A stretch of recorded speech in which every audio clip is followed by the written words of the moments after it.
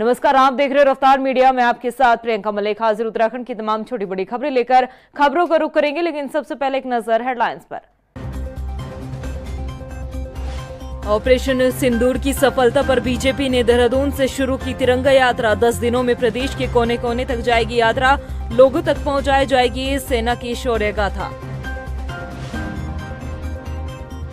Uttarakhand BJP की महिला wing भी निकालेगी सिंदूर यात्रा। भारतीय सैनिकों के सम्मान में दी जाएगी सलामी। ऑपरेशन सिंदूर की सफलता का किया जाएगा जिक्र।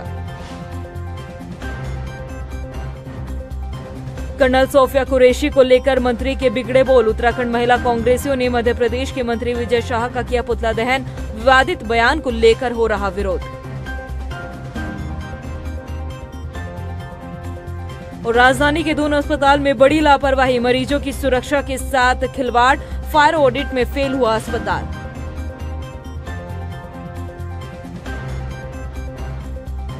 हेडलाइंस के बाद बुलेटिन में खबरें विस्तार से। ऑपरेशन सिंदूर की सफलता को लेकर बीजेपी ने आज यानी कि 14 मई से तिरंगा यात्रा की शुरुआत कर दी है। उत्तराखंड में भी कार्यक्रम का आयोजन किया गया, जिसमें सीएम पुष्कर सिंह धामी शामिल हुए। तो वहीं इस तिरंगा यात्रा की सफलता के लिए किन्नर समाज ने भी आशीर्वाद दिया है। रिपोर्ट देखिए।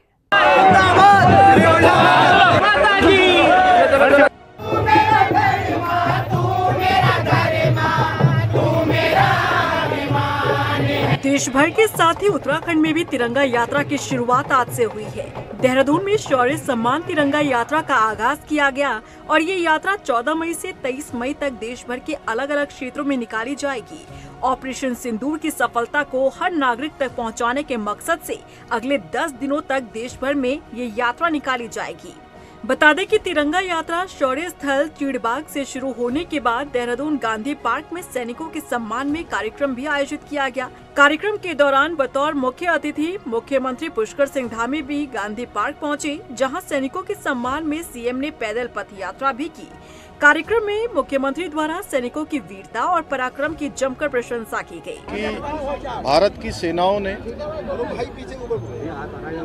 जिस प्रकार से ऑपरेशन सिंदूर चलाया, शौर्य पराक्रम और साहस और सटीक रणनीति आदरणीय प्रधानमंत्री श्री नरेंद्र मोदी जी के नेतृत्व में निर्णायक जवाबी कार्रवाई करी, जवाबी हमला किया और पाकिस्तान के अंदर पाकिस्तान द्वारा पोषित 9 आतंकवादी अड्डों को नेस्तनाबूद करने का काम किया। पाकिस्तान की सेना को घुटने टेकने पर मजबूर किया। देखिए, भारतीय सेना के पराक्रम और मोदी जी के नेतृत्व में जिस प्रकार से पूरे विश्व में भारत का डंका बज रहा है, जिस प्रकार से हमने अपने आतंकवादियों को जो इन्होंने हमारी सेना ने एक सबक सिखाया है, पाकिस्तान को सबक सिखाया है, आज पूरे देश भर में उत्साह का माहौल है। तिरंगा यात्रा में शामिल सभी लोगों के मन में देशभक्ति का जज्बा देखने को मिला। यात्रा में आम जन के साथ ही किन्नर समाज के लोग भी शामिल हुए। हमारा हिंदुस्तान तो भैया जी हिंदुस्तान ही रहेगा, ठीक है कि नहीं है? कुछ भी करेंगे, क्योंकि हमारे जो हिंदुस्तान में मोदी जी ने तरक्की करे हैं और हमारे पुष्कर सिंह धामी जी ने तरक्की करे, उसको देखा नहीं जा रहा इन लोगों से, ठीक है कि नहीं है? हमारे भारत के बॉर्डर पे नौजवान बच्चों का कैसे कैसे इन्होंने हत्या करके मांग को भी उजाड़ दिए।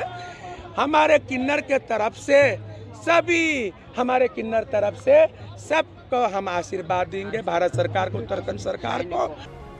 बता दें कि कश्मीर के पहलगाम में जिस तरह से निहत्थे 26 लोगों को आतंकियों ने मारा था, इसका बदला भारत ने पाकिस्तान से ऑपरेशन सिंदूर के जरिए लिया।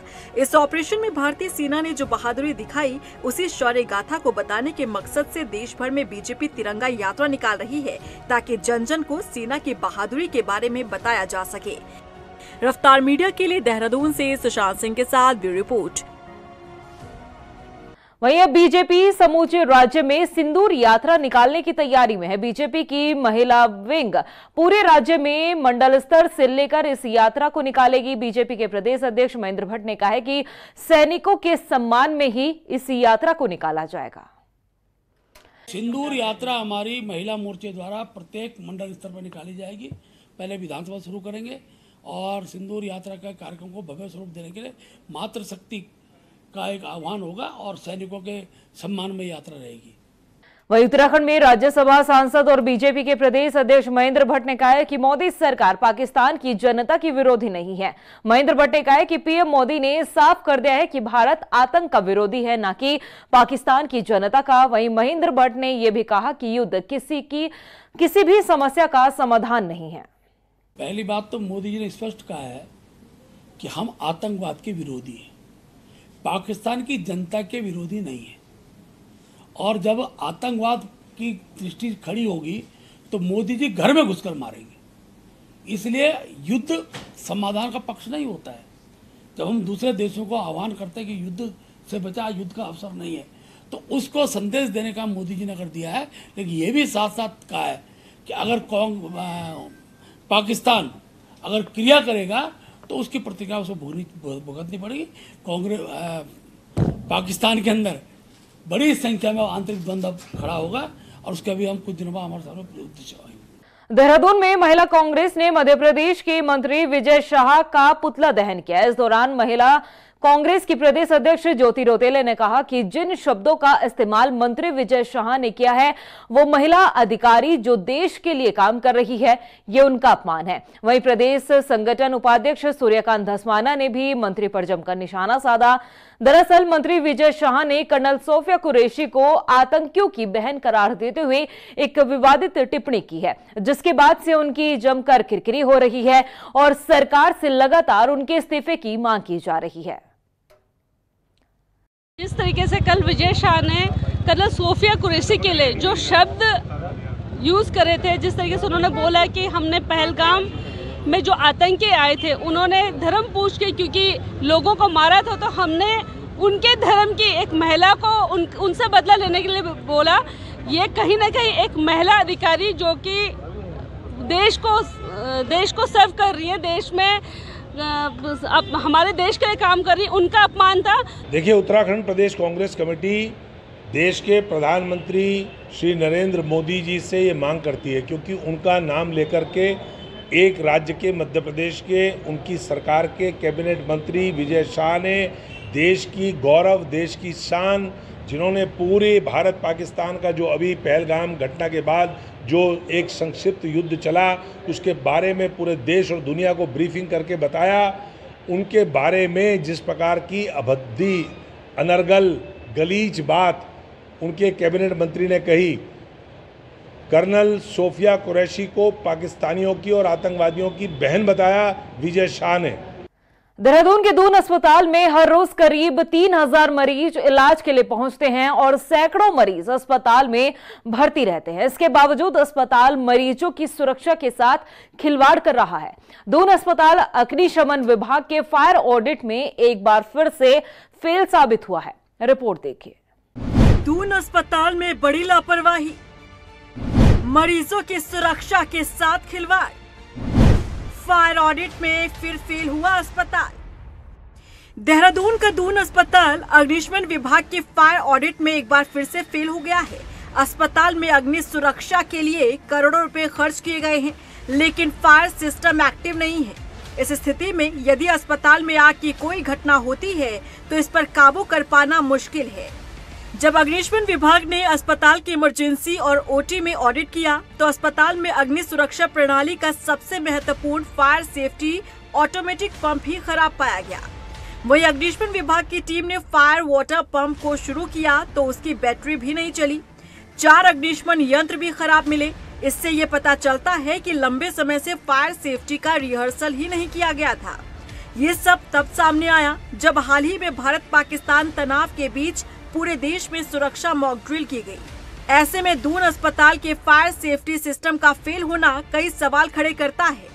मुख्य अग्निशमन अधिकारी का कहना है कि इसे लेकर अस्पताल को एक पत्र भी लिखा जा रहा है, साथ ही इसे लेकर डीएम सवीन बंसल को भी सूचित किया जाएगा। हमने अपनी टीम को भेजा था कल, जो है ये गए और जिन्होंने चेक किया अपनी टीम के साथ, जो हमारे इंचार्ज साहब जो फायर स्टेशन के हैं, तो इन्होंने वहाँ कमियां पाई। उनके जो पंप ऑटो मोड पे नहीं थे और डीजल पंप की जो है बैटरी नहीं थी उसमें, कि जो कि मतलब गलत है, बहुत ही गलत है, क्योंकि जो ये घटना कब हो जाएगी किसी को पता नहीं होता। तो उसको सदैव 24/7 कार्यशील रखना होता। तो इसको कार्यशील रखने के लिए आज हम उनको पत्र भेज रहे हैं अपने कल के इंस्पेक्शन की दृष्टि में, और साथ ही इस पत्र की प्रतिलिपि हम डीएम साहब को भी कर रहे हैं, उनसे भी अनुरोध करेंगे कि उनको निर्देशित करें कि इतने सेंसिटिव प्लेस की जो है अग्निशमन व्यवस्था सदैव कार्यशील रखने का निर्देश देने का कष्ट करें। 6 महीने पहले भी दून अस्पताल में फायर सेफ्टी ऑडिट कराया गया था। उस दौरान अग्निशमन विभाग और अस्पताल की संयुक्त टीम ने संसाधनों की पड़ताल भी की थी। उस दौरान भी खामियां सामने आई थी। 6 महीने बीत जाने के बाद स्थिति जस की तस है। वहीं दून मेडिकल कॉलेज के प्रिंसिपल का कहना है कि ऑडिट में जो खामियां सामने आई हैं, उसे दूर किया जा रहा है। ज़्यादातर हमारी खामियां काफ़ी हद तक तो पूरी हो चुकी हैं, लेकिन थोड़ी बहुत जो खामियां मिली हैं वो उम्मीद करें हम बहुत जल्दी ही पूरा कर लेंगे। हमने जो कार्यदायी संस्था है उसको बोल दिया है और उनका ऑफिशियल लेटर भी चला गया है, तो उन्होंने आश्वासन दिया है कि वो बहुत जल्दी इन कमियों को पूरा कर देंगे। मैडम, जब टीम आई थी तो टीम को क्या क्या कमियां देखने को मिली थी यहाँ पर? कुछ जगह उनको लगा कि कोई चीज़ें, जैसे कुछ उन लोगों के फायर एक्सटिंग्विशर, कुछ उन्हें लगा कि उनमें गैस नहीं है, कुछ जगह उन्हें लगा कि पानी नहीं आ रहा है पाइप्स में। तो कुछ बहुत मतलब ज़्यादा मेजर कमी कुछ नहीं है, माइनर कमियाँ हैं, और वो जो है हमें कार्यदायी संस्था ने हमें आश्वासन दिया है कि वो बहुत जल्दी उसको ठीक कर। दून मेडिकल कॉलेज में अग्निशमन के उपकरणों में खामियां मिली हैं और ये अस्पताल की बड़ी लापरवाही को दर्शाता है। हैरानी की बात है कि उत्तराखंड का सबसे बड़ा सरकारी अस्पताल, जहां हर रोज बड़ी संख्या में मरीज इलाज के लिए पहुंचते हैं, और यदि आग लगने की कोई घटना यहां हो जाती है तो उस पर काबू पाने के लिए उचित व्यवस्था ही नहीं है। रफ्तार मीडिया के लिए देहरादून से हिमांशु चौहान की रिपोर्ट। उधर अल्मोड़ा के सोबन सिंह जिन्ना विश्वविद्यालय के छात्रों ने अपनी कई मांगों को लेकर धरना दिया। नाराज छात्रों ने आरोप लगाया कि विश्वविद्यालय विभाग के शिक्षकों की लेट लतीफी का असर उनकी पढ़ाई पर पड़ रहा है। छात्रों ने बताया कि उनका कोर्स अभी तक अधूरा है। इसके साथ उन्होंने कहा कि कई बार इस मामले में कुलपति से शिकायत की जा चुकी है, लेकिन उसका अभी तक समाधान नहीं हुआ है। हालांकि विश्वविद्यालय की कुलपति अब भी समस्या के समाधान की बात कर रहे हैं। देखिए, मैंने 24/4/2025 को हमारा वाइवा था विधि संकाय में 5th सेमेस्टर का, तो उस समय हमारा जो समय निर्धारित किया था 10 बजे का समय था, और लगभग 11 बजे तक कोई भी वहाँ टीचर्स नहीं पहुंचे हुए थे। मैंने जीपीएस के साथ फोटोज ली उनकी और वीडियोग्राफी भी की, और मैंने तत्काल प्रभाव से, बच्चे परेशान हो रहे थे, मैंने कुलपति महोदय को वहीं से फोन किया, उनके संज्ञान में ये बात डाली, और एचओडी को भी फोन किया, यादव सर को भी फोन किया। देखिए, हाँ, बच्चों ने मुझे लिख के भी दिया है कि सर वहाँ समय से कक्षाएं नहीं चलती हैं, तो मैंने आज ही वहाँ के विभागाध्यक्ष और वहाँ के संकायाध्यक्ष को तलब किया हुआ है।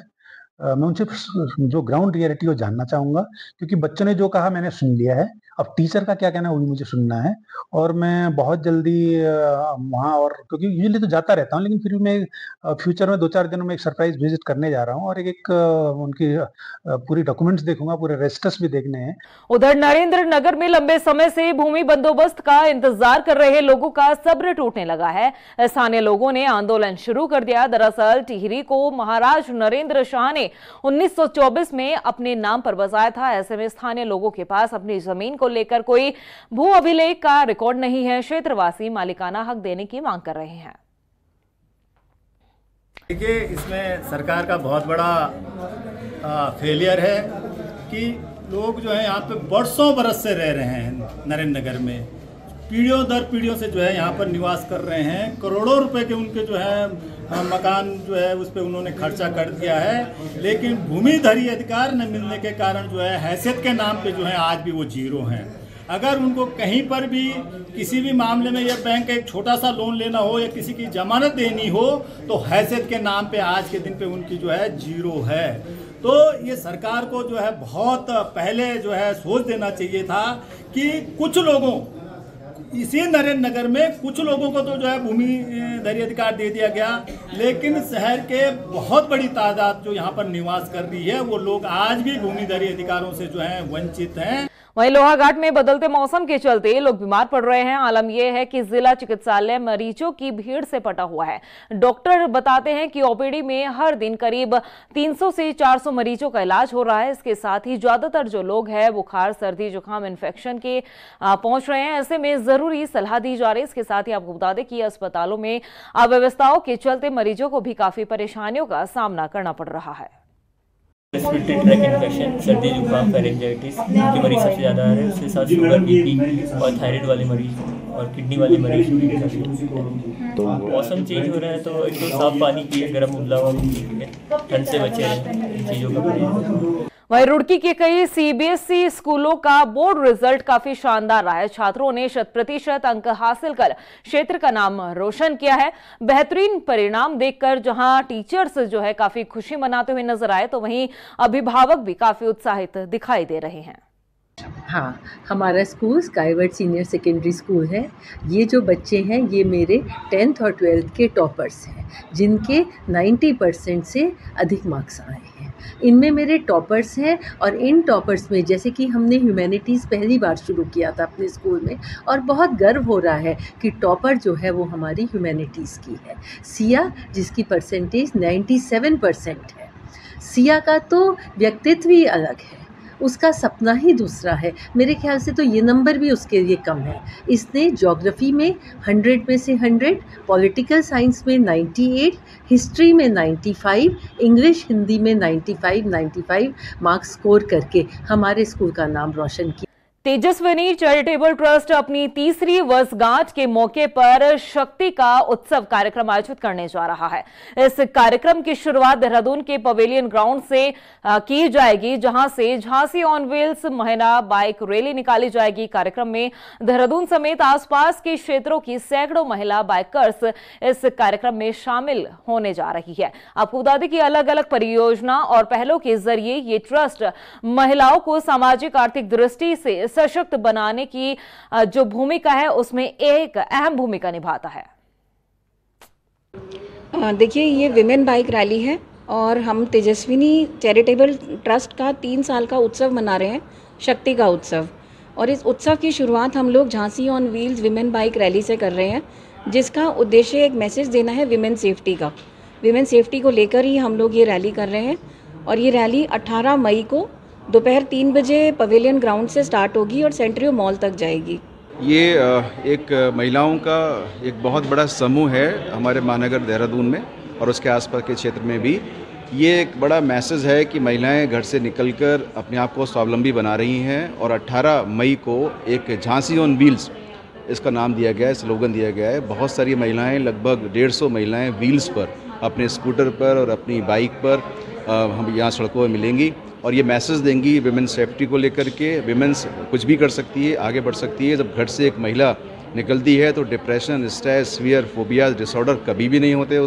उधर रुड़की के जबरेड़ा में पुलिस ने बड़ी कार्रवाई को अंजाम दिया। दरअसल शेरपुर गांव में कुछ लोग जो है पोकलेन से मिट्टी खोदकर ट्रॉलियों में भर रहे हैं। सूचना के बाद मौके पर पहुंचे पुलिस ने मिट्टी की खुदाई को रोकते हुए कई आरोपियों को हिरासत में लिया। इसके साथ ही एसपी देहात ने बताया कि 5 ट्रैक्टर ट्रॉली को थाने में भेजा गया और आगे की कार्रवाई शुरू कर दी गई है। पास से आई थी तो मैंने इंस्पेक्टर को बोला हुआ था, तो पता लगा कि कोई शख्स अपने खुद के खेत से ही कोई मिट्टी उठाने का कुछ ऐसा प्रकरण संज्ञान में आया।